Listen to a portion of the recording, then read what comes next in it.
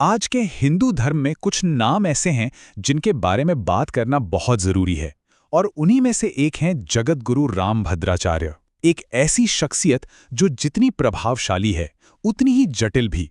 मतलब एक तरफ तो वो एक असाधारण विद्वान और आध्यात्मिक गुरु हैं और दूसरी तरफ एक ऐसा चेहरा जो अक्सर विवादों के बीच घिरा रहता है।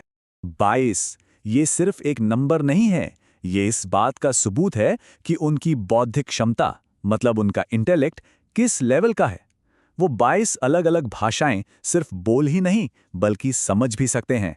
जरा सोच कर देखिए, इतनी सारी भाषाओं में सोचना और बात करना, ये अपने आप में ही कमाल है। और बात सिर्फ भाषाओं तक ही सीमित नहीं है, वो एक गजब के लेखक भी हैं। 80 से ज्यादा किताबें और ग्रंथ लिख चुके हैं।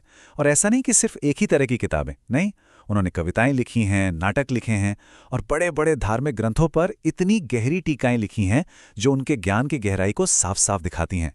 लेकिन अब जो बात सामने आ रही है वो उनकी पूरी कहानी को मतलब अविश्वसनीय बना देती है।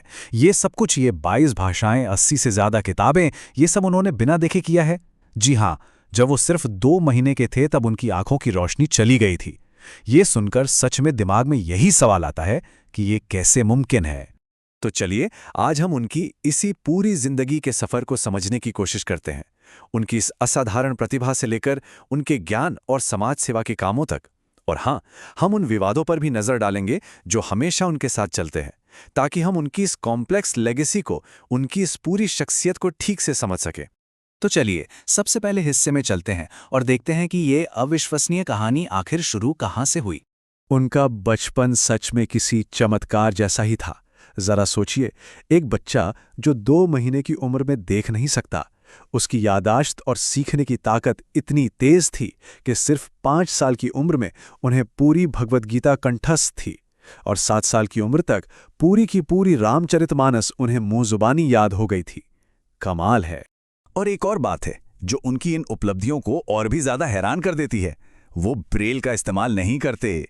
नहीं, वो सब कुछ सिर्फ सुनकर सीखते हैं और फिर अपनी रचनाएं किसी को बोलकर लिखवाते हैं।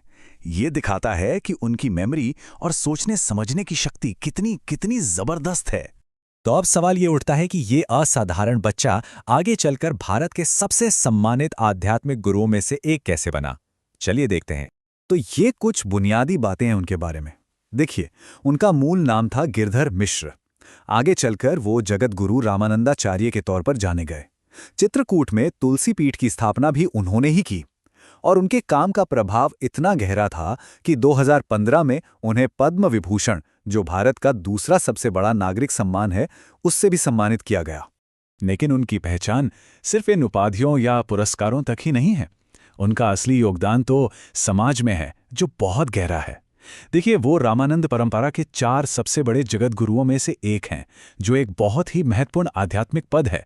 और इससे भी बढ़कर उन्होंने चित्रकूट में विकलांगों के लिए दुनिया की पहली यूनिवर्सिटी बनाई।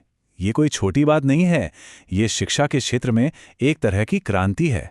और यहीं से हमें पता चलता है कि उनका ज्ञान सिर्फ किताबों तक सीमित नहीं था, वो असल दुनिया में, यहाँ तक कि देश के इतिहास को बदलने में भी काम आया।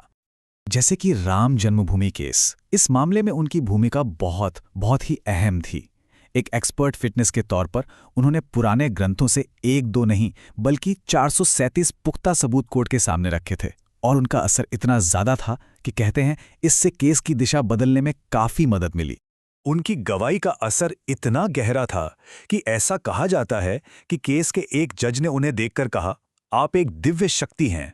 अब सोचिए, एक कानूनी मामले में किसी के लिए ऐसे शब्द इस्तेमाल होना, यह दिखाता है कि उनके ज्ञान का वजन कितना ज्यादा था। तो ये तो हुई सम्मान और उपलब्धियों की बात, लेकिन जैसा हमने शुरू में कहा था, सिक्के का एक दूसरा पहलू भी है और वो है उनके बेबाक और कई बार विवादित बयान। जैसे उन्होंने एक और काफी लोकप्रिय आध्यात्मिक गुरु प्रेमानंद जी को खुली चुनौती दे दी। उन्होंने कहा, मैं चैलेंज देता हूं कि वो मेरे सामने संस्कृत का एक शब्द भी बोलकर दिखाएं। यह दिखाता है कि जब ज्ञान और विद्वत्ता की बात आती है तो वो किसी से भी टकराने से पीछे नहीं हटते।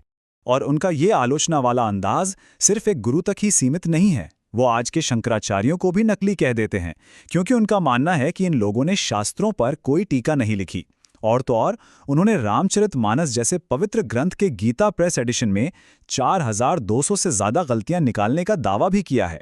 इससे पता चलता है कि वो शास्त्रों की शुद्धता को लेकर कितने सख्त हैं। शायद उनका सबसे ज्यादा चर्चित और विवादित सुधार हनुमान चालीसा को लेकर है। वो कहते हैं कि जो हम पढ़ते हैं शंकर सुवन केसरी नंदन, वो गलत है। इसकी जगह शंकर स्वयं केसरी नंदन होना चाहिए। क्यों? क्योंकि उनका तर्क है कि हनुमान जी शिव के बेटे नहीं बल्कि खुद शिव के ही अवतार हैं।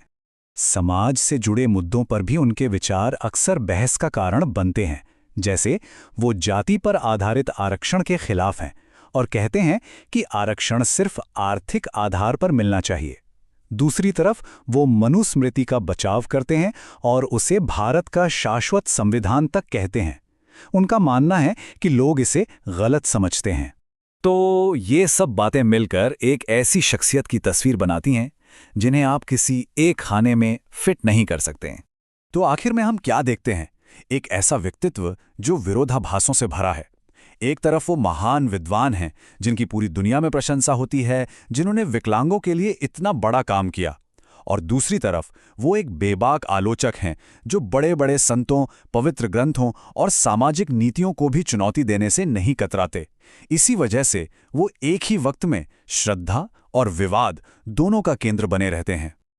और यही बात हमें इस आखिरी सवाल पर लाकर छोड़ देती है, एक ऐसी शख्सियत की स्थायी विरासत क्या होती है जो कुछ लोगों में अटूट श्रद्धा पैदा करती है तो कुछ लोगों के लिए गहरे विवाद का कारण बनती है। शायद उनकी असली विरासत उनके ज्ञान और उनके विवादों के बीच इसी खिंचाव में छुपी है।